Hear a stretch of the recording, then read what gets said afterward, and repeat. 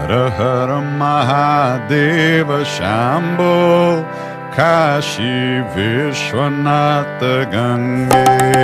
हर हर Mahadev Shambho Kashi Vishwanath.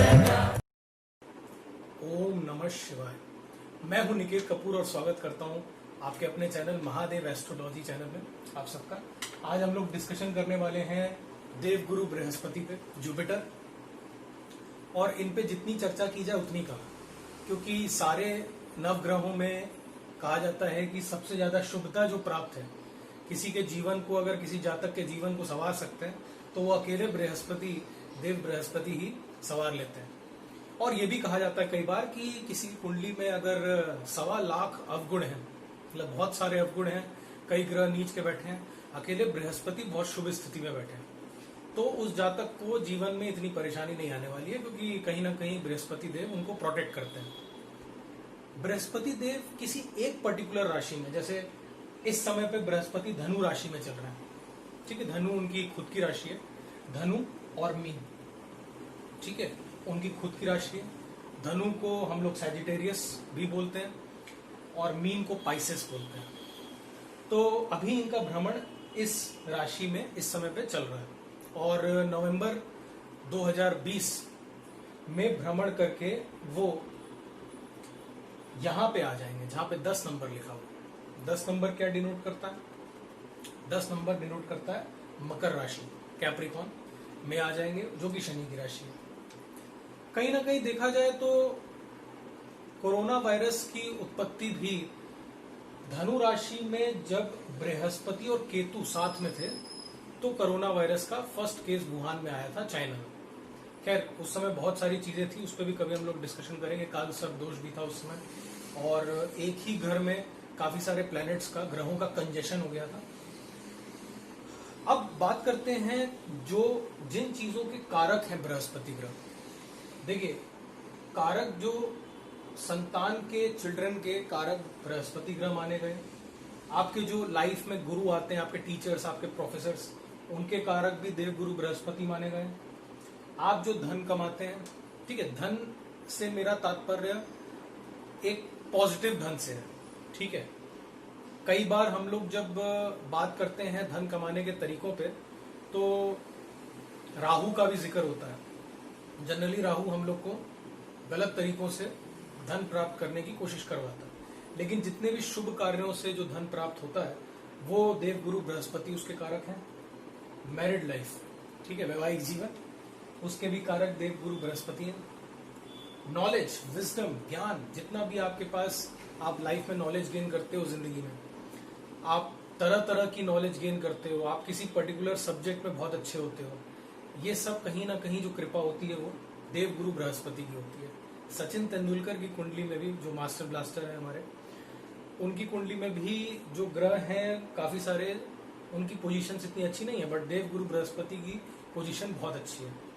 Example के तौर पे लें तो हमारे प्रभु श्री राम, उनकी कर्क लगन की कुंडली है, फर्स्ट हाउस में 4 लिखा हुआ है, दैट इज कैंसर, और लगन में ही बृहस्पति बैठे हुए हैं।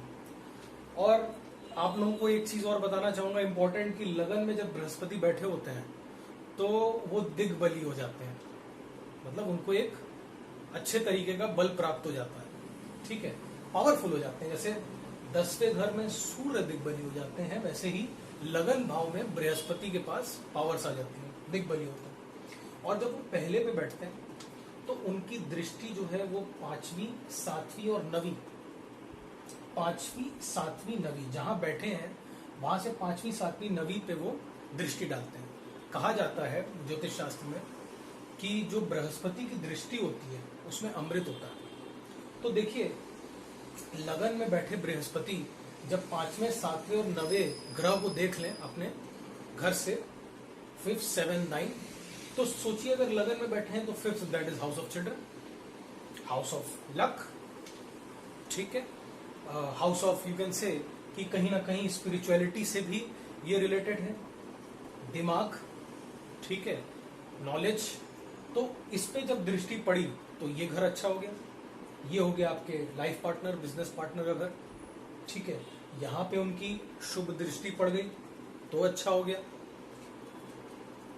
नवे घर में 5वीं 7वीं नवी, तो नवा हो गया आपके फादर का हाउस, ठीक है, पिता का, आपके लक का हाउस, ठीक है, आपके लॉन्ग डिस्टेंस ट्रैवल का हाउस, ठीक है, जो हमारी जर्नीज होती हैं बेसिकली उसका हाउस। तो इस पे जब दृष्टि पड़ी तो ये भी शुभ हो गया।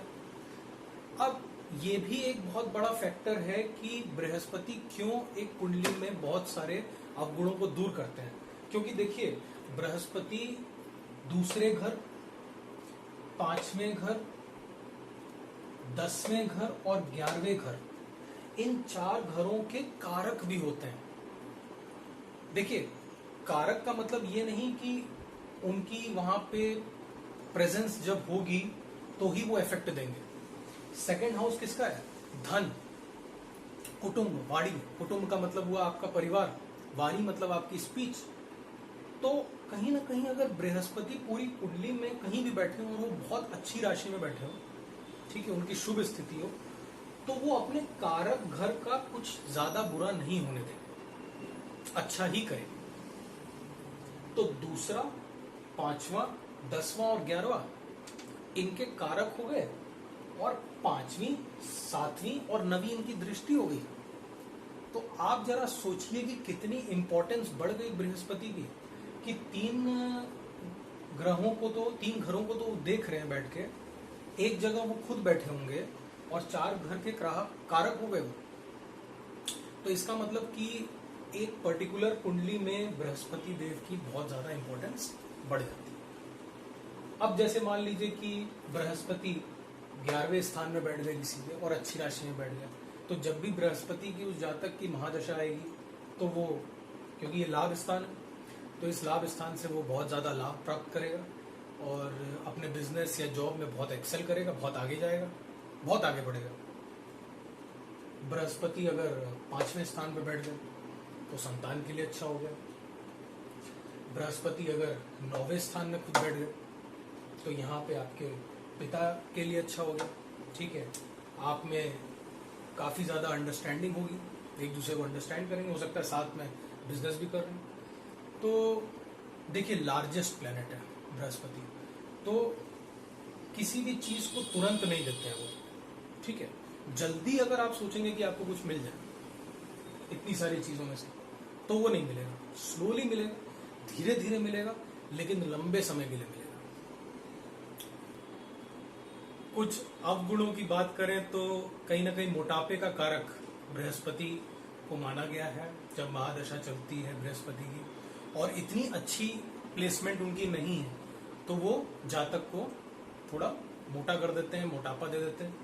मोटापे से रिलेटेड जो बीमारियां होती हैं, डायबिटीज, ये भी दे देते हैं। अब हम लोग बात करते हैं बृहस्पति से रिलेटेड प्रोफेशंस की, ठीक है, कामकाजी जीवन जो होता है अपना, जो 10वें घर से देखा जाता है, ठीक है। तो बृहस्पति के आप कह सकते हो बृहस्पति के अंडर कौन कौन से प्रोफेशंस आते हैं। तो बृहस्पति के अंडर बैंकिंग सेक्टर आता है, मतलब किन्हीं की कुंडली में अगर देव गुरु स्ट्रांग हो तो वो बैंकिंग में कुछ अच्छा कर सकते हैं, बैंक की जॉब हासिल कर सकते हैं, अच्छी पोस्ट तक पहुंच सकते हैं। और प्रोफेशंस अगर अपन देखें तो टीचिंग, देव गुरु अगर अच्छे बैठे हों कुंडली में, अच्छी राशि में बैठे हों, तो जातक जो है वो अच्छा गुरु हो सकता है, टीचर हो सकता है, प्रोफेसर हो सकता है। और अगर अपन देखें तो जैसे कमोडिटी ट्रेडिंग आपने सुनी होगी,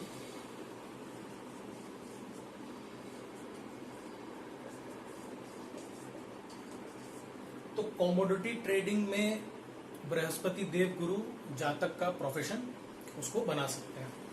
कहीं ना कहीं वैसे तो देखिए लॉयर्स जो होते हैं वो शनि के अंडर आते हैं, लॉयर्स और जज, लेकिन थोड़ा बहुत कारकत्व जो है वो देव गुरु बृहस्पति को भी प्राप्त है।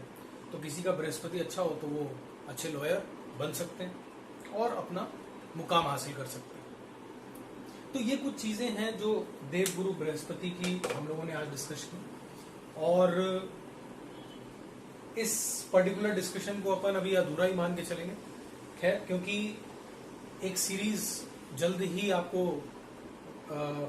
दिखेगी चैनल पे, जिसमें बृहस्पति हर घर में हर राशि के साथ क्या फल देंगे। तो आई होप कि देव गुरु बृहस्पति हम सब पर कृपा करें। ओम नमः शिवाय। जय श्री राम।